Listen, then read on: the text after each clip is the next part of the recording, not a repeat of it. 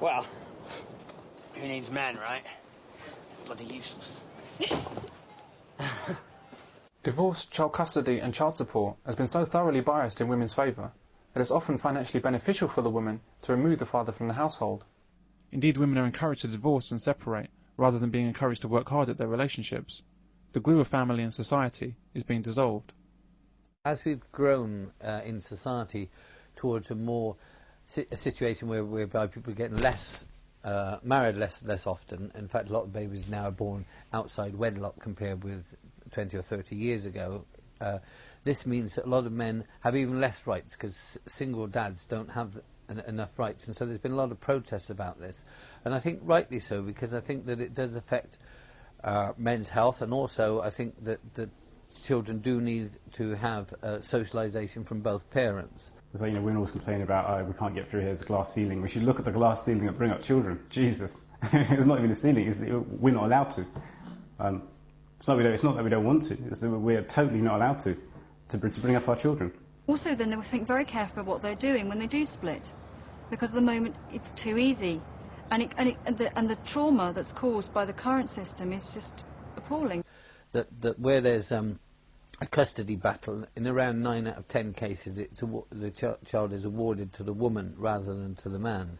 If there's a debate, men very often have not seen their children. I mean, I talk to men who, because they've been, for whatever reason, because they've not seen their children, have gone to this kid's school and watched them in the playground, this kind of thing, which is rather sad. And so I think that this is an era where I think a more equal approach would be valuable. Mothers seek to get rid of the father, but leave his wallet behind, or else turn to the state for support. I'll give you an example. My daughter, she split from her husband a couple of 3 years ago, and she freely admitted, she said, I can't believe, she said, the amount of money that I'm getting now that I didn't get before. Paid my rent, my rates, I'd have got my family tax credits, I'd have got the child benefit, and I'd have got the support from Nick as well. She said, I'm better off financially as a single mother, she said, than I was when I was with Nick. And now that this other chap's moved in, they're getting married next year, as soon as he moved in, their income went down. When you actually are better off being a single mother than you were when you were married, there is something wrong with a system like that. Women have a menu of options to assault men and destroy family, given by a government that reaps the benefit of female spite.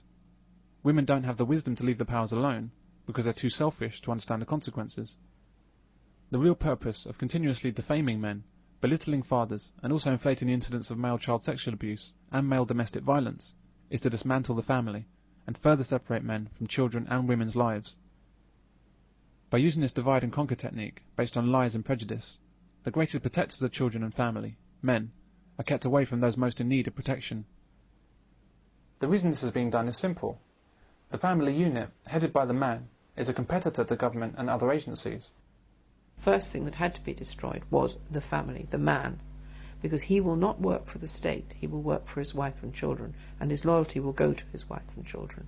Men don't bend over and do as they're told, as government would like, and men don't look to government to solve all of their problems.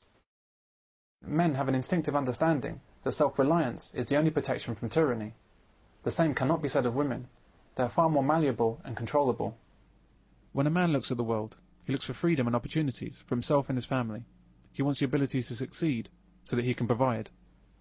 When a woman looks at the world, she wants security and comfort. She wants to depend on someone to provide that for her. Where a man is not available, she desperately looks for a replacement. She looks to the state. This is why many were fearful of what it would mean for women to have the vote.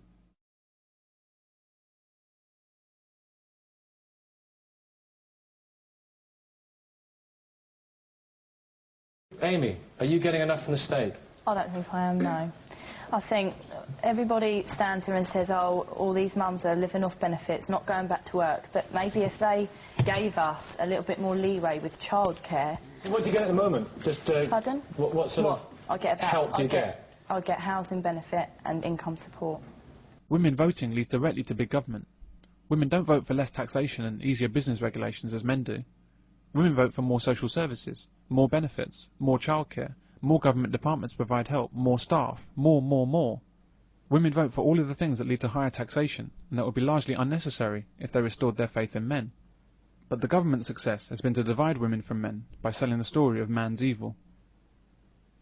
If families were allowed to take care of themselves and raise their children normally, they wouldn't need social services, child support agencies in the NSPCC, lawyers and counsellors, ASBOs and increased police numbers, probation officers, higher council tax, bigger prisons and fast food restaurants for Sunday dads. The list goes on. How does this work and how does it maintain itself? How does it maintain itself? Yes. Well, the beauty industry maintains itself by defining more and more behaviours, categorising more behaviours, normal behaviours, as acts of abuse. So, for example, whereas 30 years ago, the NSPCC was concerned with the killing and severe beating of children. It's now concerned with smacking children, shouting at children.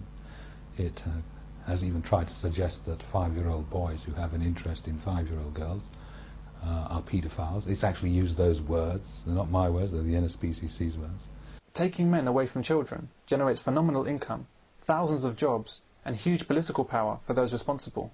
Partly because adults have been prevented from taking responsibility for the children that are around them. The concept came about that women would go out to work and the state would provide childcare for the children.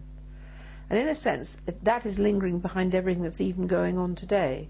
Single-parent mothers are encouraged to go out to work and find other alternatives for their children. Taking men away from mothers allows them and their children to become more controllable by the state. The mother feeds and washes her children, and the excluded father is made to pay for their upbringing. But it's the government that raises the children, becoming the surrogate father and husband.